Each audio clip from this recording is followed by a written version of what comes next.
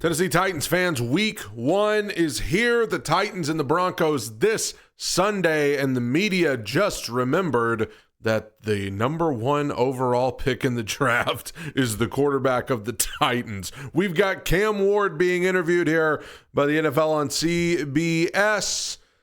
I don't know if I've seen Cam Ward interviewed by anybody. So here we go.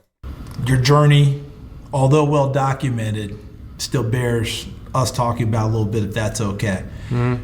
We'll go quick. Well documented by who? That's what I want to know. Your journey is well documented. I haven't heard a thing about his journey from most of y'all. Through them, but give me what did you take from each spot when I throw it at you, okay, that you carried with you? High school experience. What'd you take with you? Repping them Miami Hurricanes colors. I said with my that high outfit. school experience. I said the biggest thing I had to take away is that you have to be patient. Incarnate Word. Incarnate Word experience, I had to say gunslinger for sure. Now you had a chance to fling it around a little, huh? Yep. Washington State. Washington State, I'd probably say open-minded. I think that's where I became just more of learning about others, being a true team player, then also learning how to lead guys. Miami. I'll say I'm not a huge fan of the transfer portal and the NIL stuff and people jumping around every year, but I will say in a case like this, the good thing about it is he's been in so many different places. He's had to adapt to so many different schemes and offenses and things like that. I mean, I'm transitioning to the NFL, I know, is a whole different beast, and I'm sure they're going to talk about that, but he's used to having to learn new things. He's used to having to adapt, and that's good. I'll just say a dog. I just think that's where everything came together when I finally understood the quarterback position, what it means, not only as a playmaker, but just as a person. You mentioned Washington State and leadership. Read a few things about you about leadership, that before you went places, you would coordinate with people. Okay, tell me who the janitor is, tell me who the trainer is, tell me who gives us our meals, give me pictures, give me this, and then let me learn about my teammates, put my locker in a place where we'll have that traffic and I get to know these people. Yep. Again, you have an innate sense of doing that. Yeah.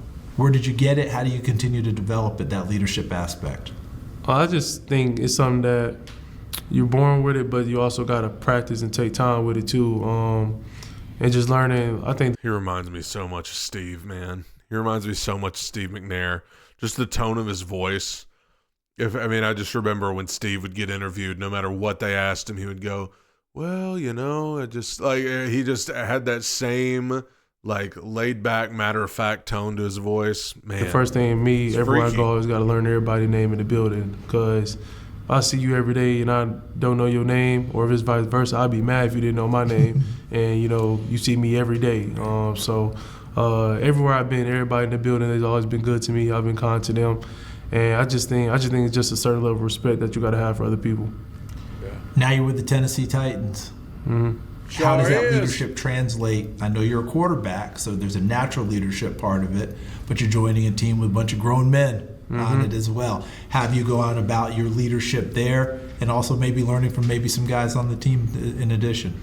I think you approach it the same, getting to know them outside of the building. I think that's one thing Coach Callahan has emphasized, us doing a lot of things outside of the building, so it's kind of like a college atmosphere. It's fun in the locker room. It's fun. One thing you can say, he is absolutely connected with even the older players that you would think, what does a Tony Pollard or a Calvin Ridley or a Tyler Lockett, what do these guys have in common with Cam Ward other than that they're football players? These guys are older. They've got families. They've got kids. Cam Ward, to them, they probably view him as a kid. What do they have in common with him? But he has come in and, he's one of them. He's on the same page. Outside the locker room, especially when we get on the field, we be able to talk trash to each other. And then also just learn about experiences from vets that they had in their rookie years to, maybe I won't have to experience stuff like that because I can get ahead of it by learning from them. So I think we just have a locker room of all different types of personalities. At the end of the day, we all want to win football games. And just with my leadership qualities, I think, it helps bring the locker room together. With your journey, starting where, people didn't know who you were, and you're the incarnate word, Washington act like State, they still Miami. don't. You never lost sight of what you really wanted. And being the number one pick in the draft, goal, dream, but never something you thought was not attainable, correct? When you got that, when you got to that position where you were battling it out, we heard the story about your pro day, and you ran by the Titans brass and told them, "I'm solidifying it today." What would you see in their reaction when you ran by them and told them that? Well, I knew they loved it, and that's just the type of competitor I am. And it was crazy because I was getting taped before the pro day. Don't nobody really notice, and Abdul Carter had put something out on Twitter, and I'm not a real social media guy, but I seen it. I said, okay, I'm not gonna do it in front of the phone. I'm gonna do it in person. So I ended up doing that. But I mean, a couple things about this. He said, I saw Abdul Carter was out here campaigning to be the number 1 overall pick on Twitter. I said, okay, I'm going to do it in person. I'm going to do my campaigning on the field. I'm going to do my campaigning at the pro day. I'm going to do my campaigning in front of them in person. I'm going to show them what I can do. That's dog mentality. Not a knock on Abdul Carter at all. I think he's going to be great as well, but that's dog mentality. Also, zero in on this with me real quick. I concede Cam Ward's not much of a social media guy, but if you think for 1 second, hearing that story of that he saw Abdul Carter's tweets and that fired him up to go prove himself even more, if you think for 1 solitary second that he ain't seen all this media coverage or lack thereof for him and took it personally, if you don't think for 1 second he ain't had his eye on Mel Kiper, Booger McFarland, Skip Bayless, Stephen A. Smith, who said he just don't talk enough, and that's why we don't talk about him. He ain't stopped talking since he got to Nashville. Where y'all been? The guy, he never stops talking. All he does is talk. He just talks about football. And I guess that's not enough for you guys. But, if you don't think he has seen all of that and taken it personally, you just talking about the wrong guy. Because if he saw Abdul Carter's tweets and that fired him up even more to go prove it at the pro day, you better believe he has seen the media coverage or lack thereof. All those times. Is this the least talked about number 1 overall pick we've ever seen? He's seen it. He knows it. He's storing it away right up here. And you'll hear about it later. If he is able to, you'll hear about it later. It was just the competitor coming out of me, whether I'm throwing, one football game or, Coach Callahan gonna put the ball in me 40 times a game. And so, I just want to win, whether it's practice, whether it's a game. Sunday. And I just think just over time, it's going to end up, leading, to helping my career. What's it been like from the moment you got your name called, went across the stage, now you're going to be a Titan, and then you got to work? What's that been like? Coach Callahan, Coach Hardegree, the rest of the crew, rest of the team, what's been your experience? It's been great. A surreal moment once I heard my name called. Then once I got to Tennessee, we got straight to work. I think, with Coach Nick, Coach Bo, and Coach Cal, I have, 3 of the best offensive minds in football. And they constantly emphasize, it's about making, myself better along with the team and the offense, having us have a productive year this year.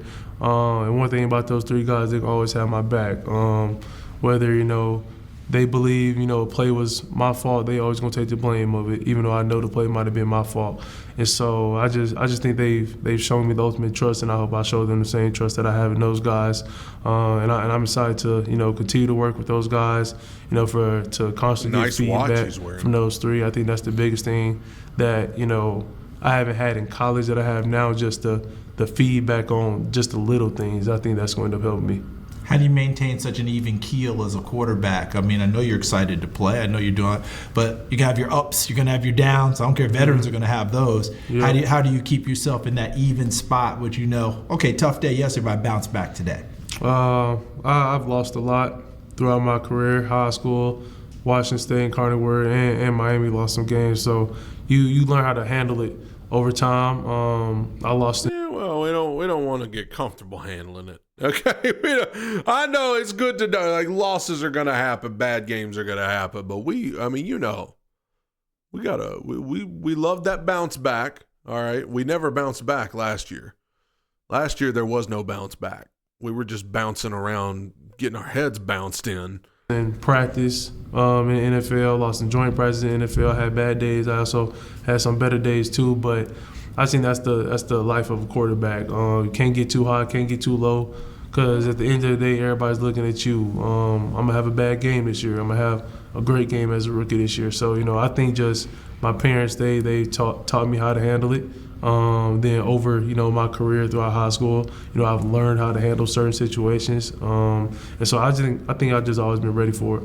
It's one thing that encourages me about him a lot. When you hear other people on the team or coaches talk about him, they all say, hey, man, whenever he has a bad play or a bad rep in practice, he comes right back and nails it the next time. That's what you like to hear. Even in the little bit of time we saw him in the preseason, in the Tampa Bay game, the first drive wasn't good, a couple incomplete passes, 3 and out. Came back the next drive and was slinging it to Calvin and everything, and they had a touchdown. So, that's something we've, even in training camp and preseason, seen. The response to adversity, backs against the wall, he always comes out swinging. You love to see that. Welcome to the NFL moment we always talk about. It's usually like, who did you play against? Was it a big hit? What have you? But along the way, you've had a lot of welcome to the NFL type moments. Has there been any one that's hit you where you've gone, yeah, this is where I knew I wanted to go, and now I'm finally there? I probably have to say my welcome. I say practice. Was just seeing how fast the safeties can get from hash to hash. I'm throwing a go ball to Red, and Wood almost got there in time. So really constantly learning how much air I can put on the balls if I have to, and then also just when I need to drive balls and take something off, over across the middle. All right, last question. It's been a heck of a journey so far. Plenty more to come, obviously, right? Mm-hmm. He hasn't even played a game. Heck of a journey so far. He hadn't even played. You opened in Denver. And now starting at quarterback for the Tennessee Titans, number 1, Cam Ward. Have you dreamed about that moment? And have you dreamed about that run out and what it's going to be like? What are your thoughts? When we go to Denver, I know it's going to be some boos. So, I'm waiting to hear that. If it was up to me, I'd rather play on the game every game of my life. I love playing on the road.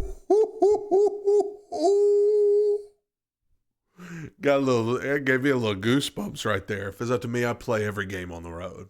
I'd play every game on the road. He's slick, man. But hopefully we come out there with a win. I know Denver, they ready for us. We're gonna be ready for them. But I've been waiting on this moment since I was 6, and so when the ref blow the whistle, my man Joey Sly, when he kicked that ball off, we're gonna be ready. My man Joey Sly. When's the last time the Titans had a quarterback with this kind of swagger? When's the last time the Titans had a quarterback with this kind of swagger and this kind of confidence? Even Steve was confident, but Steve was quieter than Cam, I think. Steve didn't like, talking a whole lot. And since then it's been like Vince seemed quiet from what I remember. It's been like 20 years, but Vince was quiet. Jake Locker was a very quiet, reserved guy. Matt Hasselbeck was a veteran who was just, kind of professional. Not that Cam's not professional, but you know what I mean. He was like, all buttoned up, nice. Marcus, very quiet, just super nice guy. Tannehill was not the type to, he was a by the books guy. I don't know if I've in my lifetime seen a Titans quarterback who would be willing to sit there and say, man, if it's up to me, I'd play every game on the road. I'd play every game on the road. Denver's going to be ready for us. We're going to be ready for them. We're going to go out there. I'm ready to go. They can boo me. I don't care. Like, I saw a dude's tweet about how he wanted to be number one, and that motivated me to go out there and prove that I'm number one, not on Twitter, but on the field. Like, I don't know. I just don't think in my lifetime Will, I didn't even mention Will, but Will wasn't like that. So, God, I'm excited, man. Please be good. I'm begging you, Cam. Please be good. Tighten up, everybody.